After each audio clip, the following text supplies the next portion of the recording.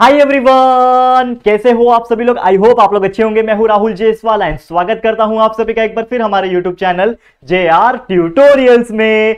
दोस्तों उम्मीद करता हूं कि आप लोग अच्छी तरीके से पढ़ाई कर रहे होंगे। तो यार आप लोग की सेवा में फिर से हाजिर हो चुका हूं और आज एक और 9th स्टैंडर्ड के लिए बेहतरीन वीडियो लेकर आया हूं। और जैसा कि आप जानते हो यार, हमारे चाहे 9th हो, चाहे 8th हो, चाहे 7th हो, चाहे 10th हो, चाहे 11th हो, ये सभी के लिए ना वीडियोस की भरमार है हमारे चैनल में। यार आप लोग के लिए तो पूरा सिलेबस ही हम लोग कंप्लीट करके रखा हुआ है ना। तो पूरा सिलेबस कंप्लीट है तो कोई चिंता की बात नहीं। चाहे science subject, math subject, history, geography, civics, political science, English, grammar, हर एक चीज आपको हमारे चैनल पे मिल जाएगा। बस आपको क्या करना है, अच्छी तरीके से वीडियोस को ढूंढना है। जो भी चैप्टर्स आपके एग्जाम में आने वाले उसका कॉन्सेप्ट हमारे वीडियोस के थ्रू क्लियर करके जितना हो सके अच्छे से लर्न करना है, मैथ्स को प्रैक्टिस करना है और अच्छे से अच्छे मार्क्स एग्जाम में लाना है। तो जरूर से कमेंट करना, अच्छे मार्क्स आपको लाना है कि नहीं लाना है। यार जरूर से लाना है, क्यों मना करोगे आप लोग, तो कमेंट करोगे उल्टा। यस बिल्कुल लाएंगे और हार नहीं माननी है, लास्ट मोमेंट तक अच्छे अच्छे चीजें करेंगे। और जैसे कि आप जानते हैं कि एक और चीज की 9th के लिए ना हमने सिलेबस तो कंप्लीट कर रखा है, लेकिन कुछ एक्स्ट्रा चीज भी हम देते हैं। जैसे 9th साइंस के लिए हम लोग ने एक्सरसाइजेस जो होते हैं ना साइंस का, उसका कॉन्सेप्ट सॉल्यूशंस दे रहे हैं। आपका मैथ्स का जो प्रॉब्लम सेट है वो सॉल्व करवा रहे हैं। तो वैसे ही प्रॉब्लम सेट का एक और वीडियो जो है हम आपके लिए लेकर आ गए हैं। और ये जो वीडियो है प्रॉब्लम सेट नंबर 4, जो हमारा मैथ्स का पार्ट 1 यानी अलजेब्रा, जिसका नाम है, चैप्टर का नाम क्या, रेशियो एंड प्रोपोर्शन। इसकी शुरुआत की थी, एक लेक्चर किया था जिसमें 2 एग्जांपल करवाए थे हम लोग ने।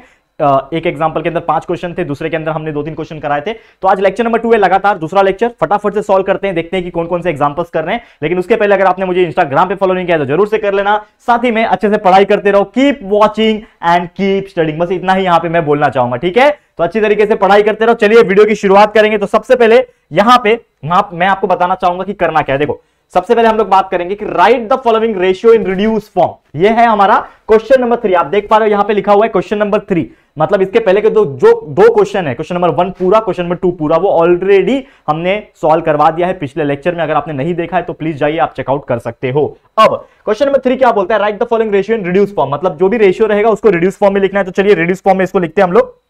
सबसे पहले क्या करना है हम लोग को, देखो अगर यहां पे हम लोग थोड़ा सा भी फोकस करें, क्वेश्चन क्या पूछा है, radius to the diameter of circle, मतलब हमें जो रेशियो निकालना है वो रेडियस का निकालना है और डायमीटर ऑफ द सर्कल का निकालना है। तो सबसे पहले हम लोग एक सर्कल ले लेंगे यहां पे। ये आप लोग के लिए रफ है, ये आप नहीं करोगे तो भी चलेगा, समझ लो ये रफ मैं बता रहा हूं। ये सर्कल है, सर्कल के बीचों बीच क्या होगा, उसका एक सेंटर होगा। अब सेंटर से इस तरफ अगर मैं जाता हूं तो ये उसका रेडियस कहलाएगा, और यही सेंटर से इस तरफ जाता हूं तो ये भी रेडियस कहलाएगा। और ये पूरा जो लाइन आपको दिख रहा है ये कहलाएगा आपका डायामीटर। समझ में आता है आपको, बिकॉज वीन होता है पूरे सर्कल में से, जब सेंटर में से लाइन गुजरती है तो उसको डायमीटर बोलते हैं, और सेंटर में से एक साइड जाता है तो उसको रेडियस बोलते हैं। तो अगर मैं रेडियस का सर्कल के डायमीटर से बात करूं तो इस सर्कल में जो मेरा रेडियस है, दोस्तों वो क्या है, r है। और इसी सर्कल में जो मेरा डायामीटर है, दोस्तों वो क्या है, 2r। तो मेरा रेशियो क्या बन जाएगा, that is nothing but r upon 2r। तो r and r get cancel, ऊपर क्या बचेगा 1, नीचे क्या बचेगा 2। तो हमारा रेशियो क्या आ गया, 1:2। This is your final answer. यानी जो क्वेश्चन पूछा था कि radius to the diameter of the circle निकालो, तो ये आ गया 1:2। करेक्ट है, क्लियर है दोस्तों। तो उम्मीद करता हूं पहला क्वेश्चन आपको समझ में आ गया होगा। और मैं ऐसा सोचता हूं कि यार इससे इजी कुछ एग्जांपल हो सकता है कि देखो हमने पूरा मेहनत करके ना इस चैप्टर के लेक्चर वीडियोस अपलोड किए। तो जिन्होंने भी रेशियो एंड प्रोपोर्शन के लेक्चर वीडियोस नहीं देखे, लेक्चर बाय लेक्चर वीडियो से, लेक्चर 1, लेक्चर 2, लेक्चर 3 ऐसे वीडियोस बना के रखे हैं। ये तो प्रॉब्लम सेट वाला है, प्रॉब्लम सेट की बात नहीं कर रहा हूं, मैंने लेक्चर वीडियोस की बात कर रहा हूं जिसपे मैंने पढ़ाया है, पूरा कॉन्सेप्ट समझाया, पूरा चैप्टर को एक्सप्लेन किया है। तो वो जाके जरूर से चेकआउट कर लेना, ठीक है। चलिए ये हो गया पहला एग्जांपल। सेकंड एग्जांपल देखो, the ratio of diagonal to the length of the rectangle having length 4 centimetre and breadth 3 centimetre. मतलब हम लोग को रेशियो निकालना है diagonal to the length of rectangle having length 4 centimetre and breadth 3 centimetre. तो सबसे पहले मुझे एक रेक्टेंगल लेना पड़ेगा। तो मुझे पता नहीं है, समझ लो कि सबसे पहले मैं क्या करूंगा, मैं एक रेक्टेंगल लूंगा, ठीक है।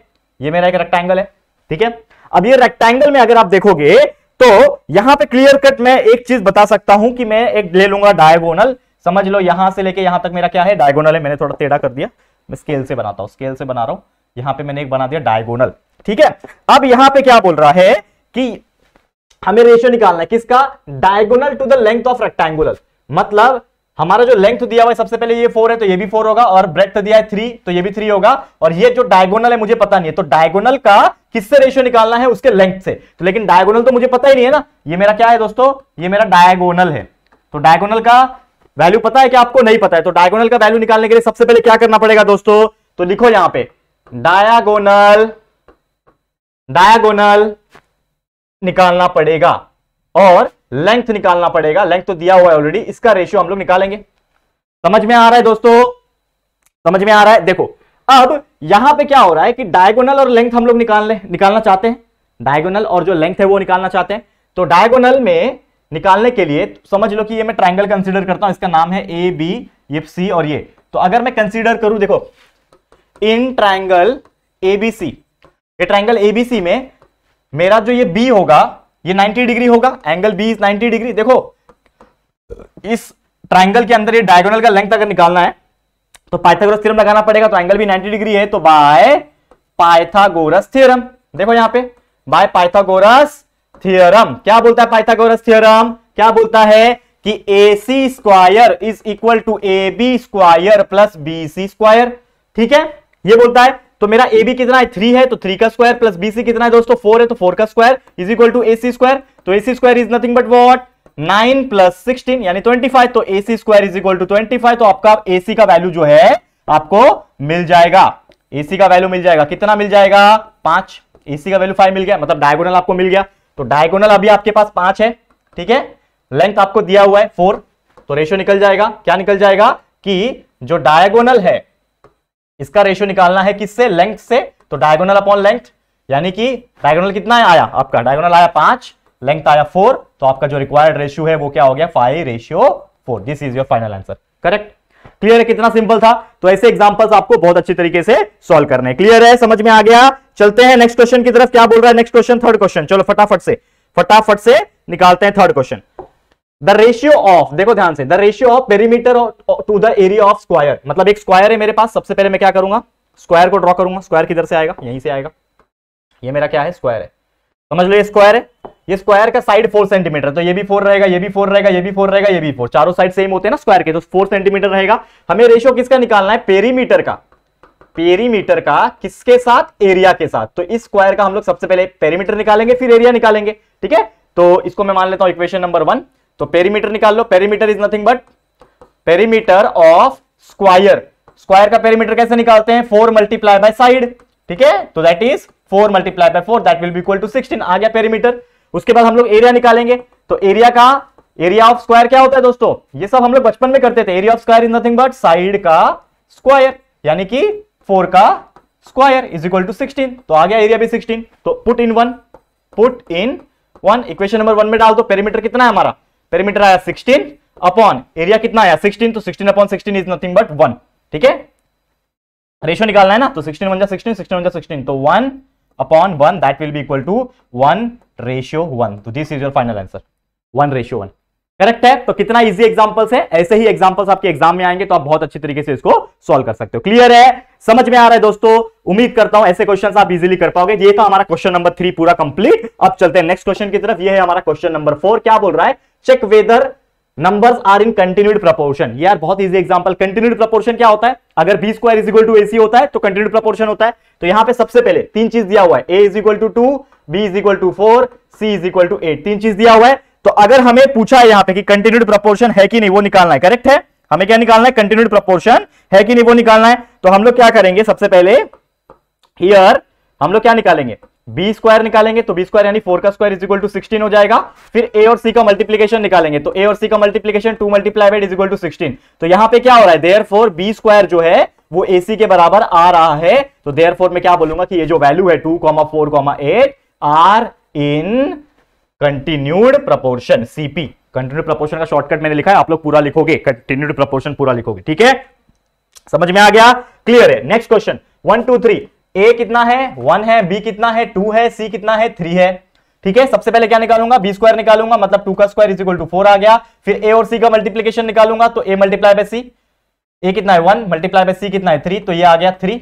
अगर आप यहां पे देखोगे तो बी स्क्वायर का, ठीक है, बी स्क्वायर का जो वैल्यू है 4 और AC का जो वैल्यू है 3 वो इक्वल नहीं है। तो B square is not equal to AC। मैं क्या लिखूंगा? B square is not equal to AC। Therefore ये जो वैल्यू है 1 2 3 are not in continued proportion. नहीं आया ना सेम? ये 4 आया, ये 3 आया, अलग अलग आया, दोनों सेम आना चाहिए। बी स्क्वायर और AC का वैल्यू दोनों का बराबर होना चाहिए। तो बी स्क्वायर का 4 है, AC का 3 है, मतलब सेम नहीं है। तो ये जो वैल्यूज दिए हुए हैं 1 2 3 ये कंटिन्यूड प्रपोर्शन नहीं है। करेक्ट है? कितना सिंपल था। चलो आगे बढ़ जाते हैं, नेक्स्ट क्वेश्चन पे चलते हैं। देखो ध्यान से, 9 12 16 A का वैल्यू है 9, बी का वैल्यू है 12 और सी का वैल्यू है 16। सबसे पहले क्या निकालेंगे बी स्क्वायर, तो बी स्क्वायर मतलब 12 का स्क्वायर यानी कि 144 आ गया।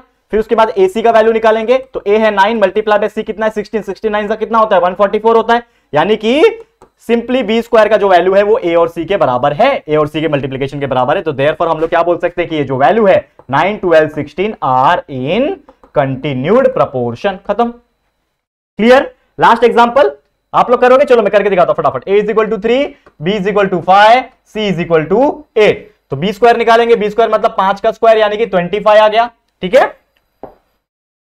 5 का स्क्वायर यानी 25 आ गया। उसके बाद a मल्टीप्लाई बाय c करो, a का वैल्यू है 3 मल्टीप्लाई बाय 8 यानी कि 24। तो 25 और 24 सेम नहीं है, मतलब बी स्क्वायर का जो वैल्यू है is not equal to a multiply by c, not equal है। तो देयरफॉर ये जो वैल्यू है कौन सा 3, 5, 8 are not in continued proportion. खत्म कहानी।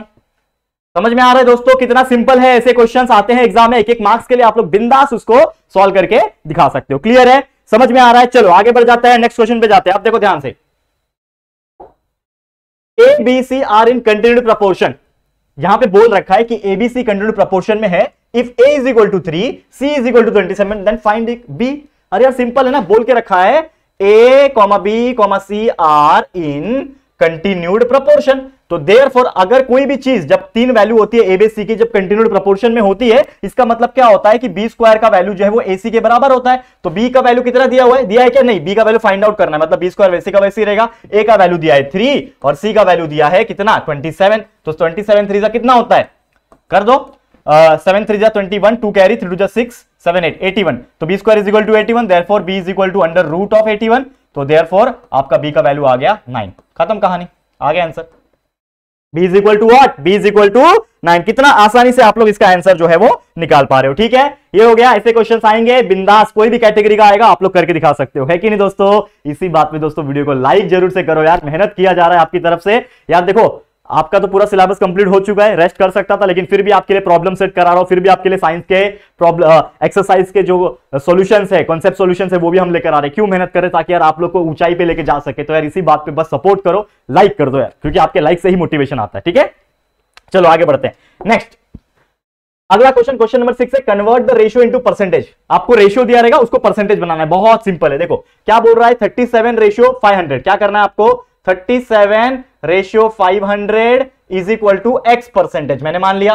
ठीक है, तो 37 रेशियो का मतलब होता है अपॉन में 37 upon 500 is equal to x percent, मतलब एक्स अपॉन 100। क्रॉस मल्टीप्लीकेशन हो जाएगा, तो ये हो जाएगा 37 multiply by 100 is 3700 is equal to x multiply by 500 is 500x। तो देयरफॉर x का वैल्यू आ जाएगा कितना 3700 डिवाइड बाय 500। ठीक है, 0 0 कैंसिल, 0 0 कैंसिल, 37 अपॉन 5, तो 37 अपॉन 5 डिवाइड कर लो, आपका x का वैल्यू आ जाएगा। तो करके देखो, 5 7 जा 35 होता है, 2 बचेगा 0.0, 5 4 जा 20, मतलब 7.4%। आ गया answer, 7.4% is your answer. Correct है, 37 को 5 से डिवाइड किया, कितना आ गया 7.4 आ गया। करेक्ट है कि नहीं, 7.4 जो है वो आ गया।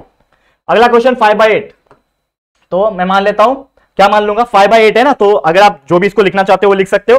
तो 5/8 है ना इज इक्वल टू, मैं कितना मान लूंगा, x परसेंटेज मान लिया, क्योंकि x परसेंटेज में कन्वर्ट करना है, तो ये value is equal to x percent, यानी कि 5/8 is equal to x upon 100। Cross multiplication 5 multiply by 100 is 500 is equal to x multiply by 8 is 8x। तो therefore x will be equal to what, 500 divide by 8। ठीक है, तो 8 1 जा 8 होता है, 8 6 जा 48, 20 बचा, 8 2 जा 16, 48 5 जा 40, 62.5। तो x का वैल्यू कितना आ गया 62.5%। खत्म कहानी। कितना आसानी से हम लोग निकाल पा रहे हैं दोस्तों। देखो बस क्या करना है, x बाय 100 से इक्वेट करना, इक्वल करना और क्रॉस मल्टीप्लाई करके आंसर निकाल देना। चलो खत्म करते हैं। थर्ड क्वेश्चन क्या बोल रहा है, 22 अपॉन 30। तो 22 upon 30 is equal to x percentage, यानी कि 22 upon 30 is equal to x upon 100। Cross multiply होगा, 22 मल्टीप्लाई बाय 100 2200 होगा। ठीक है, is equal to x multiply by 30 is 30x। फिर therefore x is equal to what, 2200 divide by 30। कर दो divide, 0 0 cancel, 3 1 जा 3,